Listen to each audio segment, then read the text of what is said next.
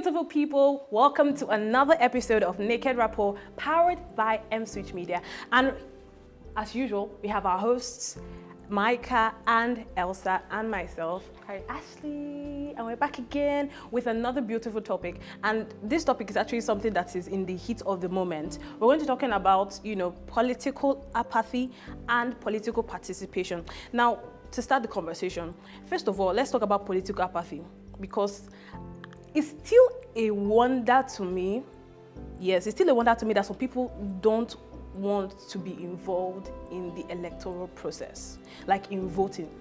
You understand? Yeah. So I'm like, with everything that is happening in our world today, let's focus on our nation. With everything that's happening in our nation today, I feel like you should be tired. People should be tired of certain things, that will propel them to actually pick up the courage to actually vote for whatever reasons. Yeah. But what do you think? Why do you think people don't even want to participate at all? Okay, well, the law says there's freedom to vote, right? And freedom to be voted for. Yeah. There's no way that it says you must vote, right? Mm-hmm. Saying that everybody must come out to vote is almost the same thing as saying everybody must come out one day to also want to be voted for. Mm. So I think it's almost like an individual thing. Some persons don't want to go through the stress. Some persons don't want to go. We could imagine the stress like in our immediate environment of getting PVC. Mm-hmm. So some persons don't want to go through that, and I think it's fine. But if you would, in the future, cast stones, right? You should also have done something about it. So now now you have the right to say this is why I can speak about this government. So that's what I think. I feel like the reason why people don't want to vote is because they don't have a preferred candidate. Like everybody, I'm speaking about like Nigeria specifically now. Yeah. People don't want to vote because the options are not many, and the options are not entirely. I think it's like the best options in a long time. Yes, in a long time. I feel like it has always been just two people, giants, right? So I think this is the best we've had for. Well, I feel like personally, apart from these are valid points, but I also think that why people shy away from politics is probably because of the past. All the things involved in the political process, especially the violence. Personally, I had to pump the courage into myself this year to actually go out and vote. But previously, I never even wanted. I don't even want. Because you never really know what's going to be the outcome of going out. I'm the first child of my mother. I'm not ready. I don't like violence. You don't want to die. I don't want to die. I don't want to die. Okay. So those are part of the issues. You understand? Okay. So moving forward. Now, what should inform for people that actually want to vote? By the way, personally, I feel like there's no issue at this point in time and in life. There should be no reason why you should not vote, because whether you like it or not, your vote actually now of this is a period of serious self-awareness and political awareness. Your vote actually should matter, and it matters. What's the guarantee that in Nigeria? So you're saying what's the guarantee that your vote will actually count? Yeah. But then how do you know your vote will not count if you don't actually vote? Previous record. You can't vote. You can't for better. We always hope for better. But what is the ratio of good happening over evil? Like that's the perfect. I think that's the assurance that Nigerians want, because I do all of the ranting and everything, right? That everybody's doing online and everybody's doing in person, saying, we're going to be for the person, whatever happens, we're going to be there. What is the assurance that if it bursts now, these things that have been said are going to actually be in place? That's the thing. You can't judge today based off yesterday. You can use statistics. It's all right to actually say, because this happened, there's a probability that it will not work out this time around. Do you understand? But there's always the room for the benefit of the doubt. And that is what... Do you think that, I want to ask now, do you think that Nigerians have the patience to look for the benefit? I think right now, people are very tired that... people don't have it's either you go down or you go further down. So you actually have to make a choice. Yes, that's actually... It's now at the point of no space, no breathing space again. Do you understand? For the best. Exactly. So you can't hope for the best without not, doing any work. If you don't do any work and then they are now counting the votes, it's now like maybe if this particular candidate, who maybe from popular opinion would have been the preferred choice, would have gotten 3 more votes to win, and you're like, we are the 3 people in this house that did not vote. let's not be there. Actually, that's true. Yeah, really, let's not be those people. So let's do our part and hope that the agencies, commissions involved will also do their part. So moving forward, now for those people, I believe you're going to vote, that are going to vote, what should inform, like your decision? Yeah. What should inform your decision on the candidates to vote for? Because I feel like there is this wave jumping in the bandwagon. Okay, this person is a popular person. Everybody's talking about this person. That's why you're voting for this person. Yeah. You don't really know why. You're just going like I said, jumping in the bandwagon. So what should inform a person's decision, or on okay, this is why I'm voting this person? Okay, in my own opinion, right, it's just that in this part of the world, the way we do politics and democracy, we don't really hold people accountable, So, what informs your choice should be the person's campaign promises, and there's something they call manifestos. Their manifesto, So when you've told me all of the things you would do, and they are realistic, they are things that would meet how you're going the to immediate do them, needs. And the system can actually hold you accountable if you don't do these things. That's what should inform why I'm picking you. If you are telling me that you fix the road from this place to this place that has caused so many accidents, you bring an airport to this place that has limited movement, yes, and there's a realistic plan on how to achieve it. Yeah. And then if you're not doing that, there's also the consequence of maybe resigning, leaving office, impeachment, and all of that. That should be the basis for me to, want to pick a candidate. So basically, there should be a consequence of course, where if for failure to deliver on your promise. Actually, that's what democracy is about. That's what it should be. The point of democracy is so that the people can hold you see why now it's like a newsflash to some people that so you can actually hold somebody accountable when they don't fulfill their promises. Because for the longest time, they don't do what they say that they are going to do before they came into power. That's the whole essence. It's like saying I'm going to be your PA, so I respond to all your texts, right?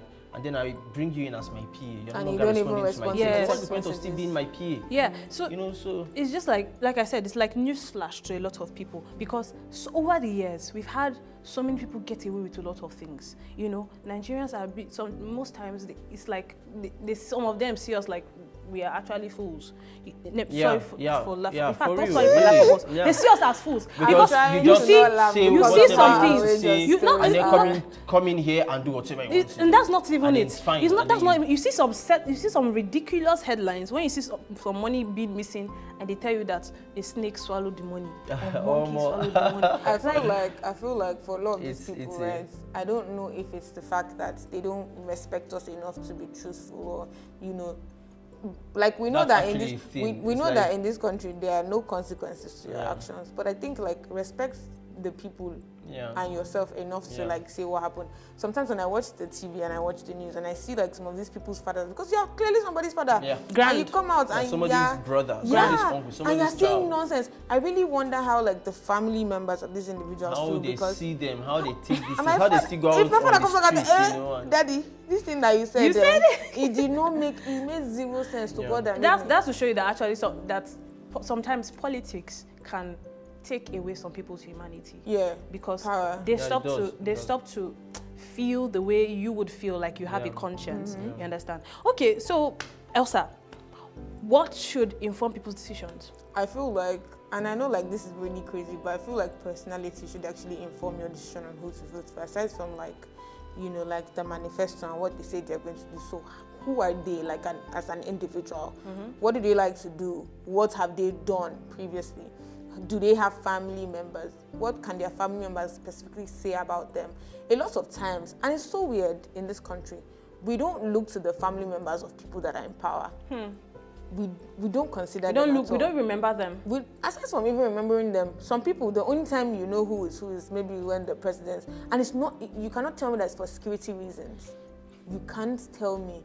Literally, in like other countries, and I don't want to use the US as an example, but for like other countries, when like a person is in a place of authority, you literally know everybody in their family lineage. Well, at least most of them, that comes in the limelight. But in Nigeria, we don't care. We only know the person and their wife. And sometimes you might not even, some people campaign and you will not hear their wife's voices once. Maybe because she belongs in the other room. Because she belongs in what? In the other room. Guy, there's that part of it, but like, I think that really, if you were going to be very realistic, that's the strategy to hit the empathetic part of Nigerians. But common sense is not so common in actual hindsight. Yeah. That's like a proper strategy. You have your wife come out and talk to people. But because your campaign is even baseless to start with, you just want to get there for power. You don't think of all these other little factors that could... I feel like one thing that's key for me is personality. Yeah. Like, I need to at least, I need to be able to say, oh, this person has a little bit of empathy in them. Or this person is, they understand the struggle of others. They are first human beings. Yes, they're first human beings before presidential candidates or whatever. That's still another very tricky one. Personality changes with power. So yes. But the way the personality might have been at the time may not be. Yeah, might not that's be. That's the thing. It's not in a bid to make them look like a good candidate, because politics is a dirty game, regardless of how you want to play it. True. It's just as simple as that. It's just to remind me that aside from the fact that this person is, in Nigeria, we have this mentality that politicians are immune. Like, people feel like, I'm telling you, if you go and harass somebody, and allow you tell them that there's an immunity clause, actually. Jesus. They give them, there's this immunity clause that covers them. But even if I feel like it's been abused. Yes, it's even abused if it's a council, you see siblings of a councillor doing rubbish. I'm like, what is it? The reason why you should be careful is because you have a family member that's in the public eye. Like, you should be careful about what people are going to say about that person, But like, Nigerians don't care. So I feel like personality is really something that I look for. Yeah, I look out for. I want to say this, like to somehow corroborate what you said, and somehow disagree with a bit of what you said. Like, when you're talking about family members, being in the limelight and all of that. Yeah. It's good, but it also has is very dark like side. Everything. Because first of all, because you're in a political position, that's how I think. If any member of my family decides to take any political position, it shouldn't. I don't want it to affect my life. I don't want it to affect who I am, because it begins to like. This is who I was before, you got into power. So I perfectly understand the idea of them showcasing certain people, the people they want to showcase. But do you think that that's what they actually do? They showcase people that they want to, or you think that it's just a situation of I'm silencing you so that you don't what's it now? It's not. I don't think it's silencing if they're not known. Do you understand? If they're not known. I feel like it's silencing when they are away and you're trying to cage them into being who they are not for your own political agenda. But if this is who they are, you don't want to bring them into the picture. Let them do what they want to do. Do you understand? Yeah. That's different. That is fine. Well, you know that in Nigeria, and like I'm speaking about Nigeria because that's where we're in. A lot of people actually do want to be brought to this limelight because of the preferential treatments that they get from being related to politicians. Yeah. I don't mind though. And I would not mind. No matter how you see it, once somebody from your family goes in there, there's that name. Even if you're not there, my guy. Right? Even you think that people don't know your family even if you're not directly related to the person, the fact that you are bearing the person's surname, are you related to so and so? It's just out there already. So I think it's something that comes with the office. Yeah. Once you are going for this, just know it to be difficult to keep this aside. Yeah. But for the most part, you can actually try. So in conclusion, basically, in determining who your preferred candidate should be, the person should first be a human being. Yeah, first of all. Because yes, people change. No, let's start with being a human being first. Some people are now vampires, like they have lost they've switched off their humanity. See, there is always the room for, yes, this person can change at power, but we can never tell what the future will hold. We can imagine it, but we can never ever give it a concrete, view of what is going to be. So we can only do with what we know, and which is what you've done before and who you are. So I feel like that should be like a very good basis to. So going further, the things. Have you voted before, first of all? Yes, I have. Don't ask me such questions. Appetite. Don't ask me such political apathetic. I'm not apathetic. I see, guy. I'm just afraid to be in, like, I don't want to be one of those people that will go and vote for somebody and then I don't break your heart. No, like sometimes. So I think it was last year. I used to see some tweets on Twitter. So there was this guy one time that was coming across a couple of tweets last year, and then there was this guy, and then he kept saying how he couldn't like forgive himself for bringing a particular person, you know, into power at that time. Imagine how much of pain and misery that person has had to live with. For how many years now? Is it 8 years? Probably guilt too. Exactly. Especially those in the campaign, those who are actively campaigning for them. It's a two-side thing. It's like saying indecisiveness is also deciding, right? Yes. So yeah, everything is a choice. It's a choice about you're saying you won't cast a vote, right?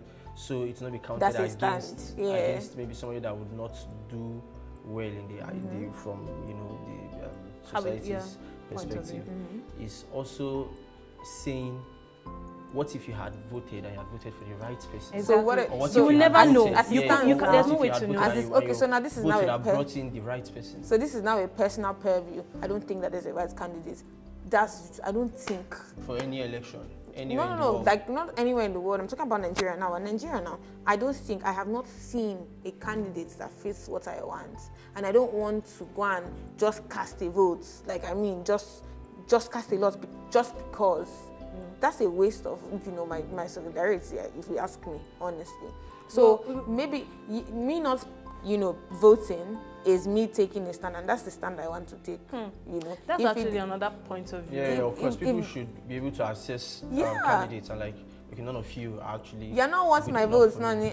If that changes like a couple of days to the election, no problem. That's cool. So now, if nothing changes here, a couple of days to the election, so.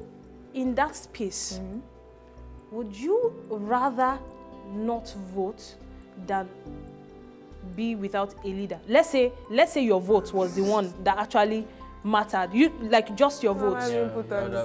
Just because that's how it actually is. I have like 20 friends that are not voting. That's how it actually is for every candidate. Like each person has You're not voting helps this person. Just your vote. It's like you choosing one person, like as if there's no other 200 and something million people. Do you understand? Yeah. So now, if that was the choice between you choosing one of them for Nigeria, would you rather lead Nigeria without a leader because you haven't found somebody? Isn't it better to find the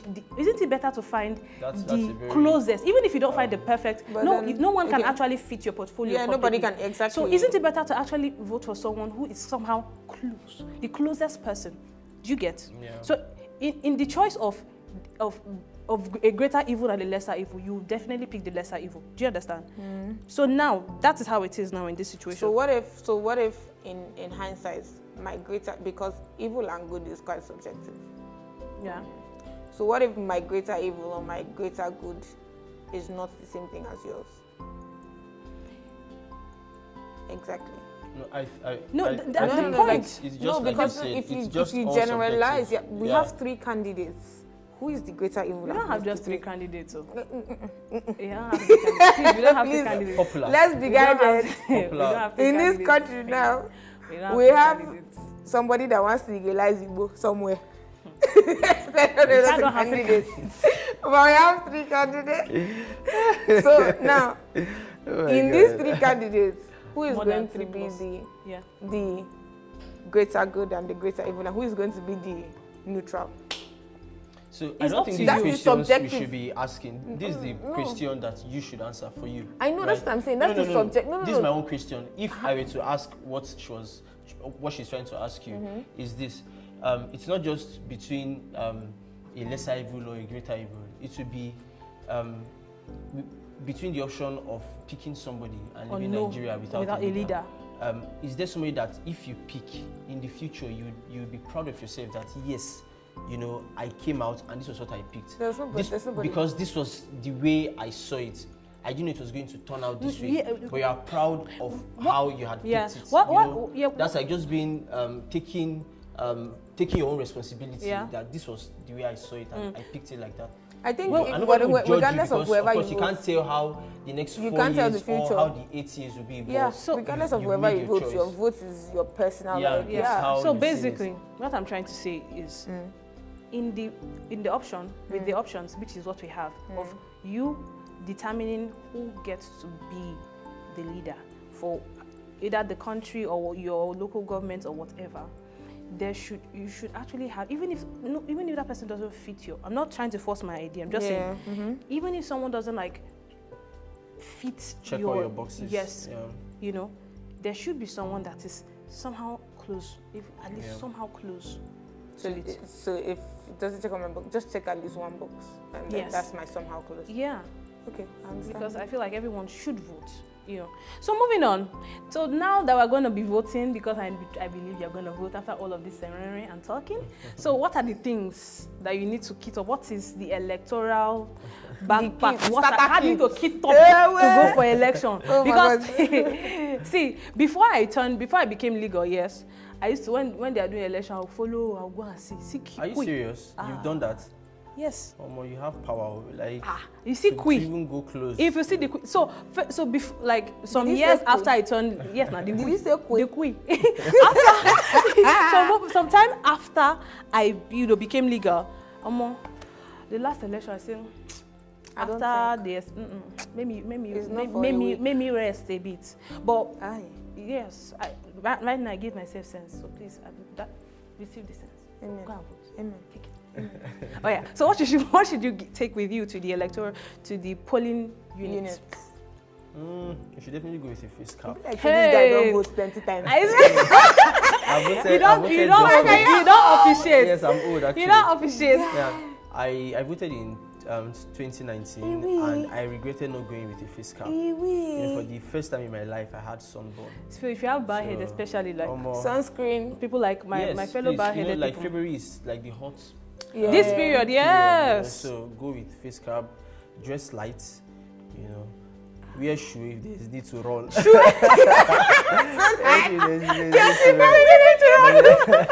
Actually, go with has the there fast. ever has there ever been a reason why you had to run when you were No, that's just a joke. Then. Because when you go on social media, you will not be seeing people